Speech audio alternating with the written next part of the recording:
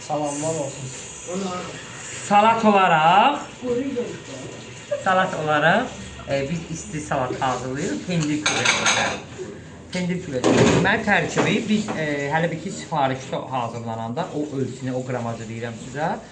Deməli ya 4 ədəd iri kürəcək, ya 6 ədəd biraz xırda kürəcək. Yəni biri var ki balaca belə kənək qoz. Biri var ki zakatala qozu. Yəni ölçüsü olaraq. Da indi salatdan sonra bitir yəni. Bizə lazımdır o 4 ədəd ya 6 ədəd kürəcəksən. Çıx bayra! Bayra çıx. Gürüşün yana gələrsən. Lazımdır bizə 2 xörək qaşığı qaynanmış, həlim qaynanmış düyün. Lazımdır bizə 60-70 qram çiğ toyuq filesi qaynadılır. Nə qədər qaldı? 50 qram qaldı, 45 qram qaldı, bizə bəs eləyir. Qaynanmış toyuq filesi. Lazımdır bizə 40 qram parmezan pendiri, 60 qram Holland pendiri, 100 qramı da mozzarella pendiri. Yəni pendirlərin qarışıq olmalıdır. Duz istiyor. Və bunlar hamısı toyuq filesi xırda-xırda narın didilir. Pendirlərin hamısı süt narın gözündən keçirilir. Duzu istiyotu vurulur və düyüsü. Qəşəng onu yoğururuq. Bildiyimiz bərk xəmir kimi bir şey alınır. Qəşəng onu balaca kürrəciklər eləyir. Belə deyək də, bildirçin yumurtası boyda, qoz yəni boyda kürrəciklər hazırlayır. Yığılır bir tablosu, tərəkini qoyuruq soyuduruq dondurucuya.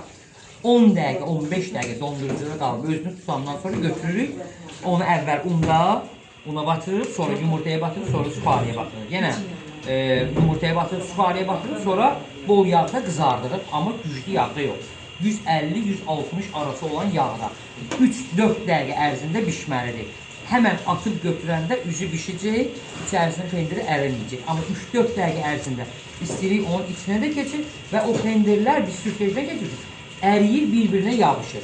Sonra onu biz götürəndə üzü xırçıldayır, içi axan, əriyən pendirin görünüşü və dadı olur. Çox möhtəşəm bir şeydir.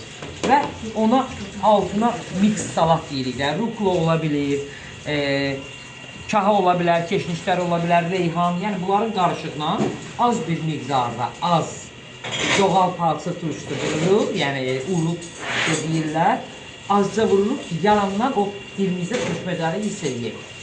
Və onu qoyduq tarikanın içərisinə, o bişirdiyimiz kürəcikləri yığırıq. Üzərinə balzamik sos da vura bilərik. Balzamik, bəli. Onu da balzamik sosu da hər adam bəyənmir. Balzamik sosunu da vurmasaq bəyənmirsinizsə, sweet chili, oychester, mamacita sosu əvəz eləyə bilər.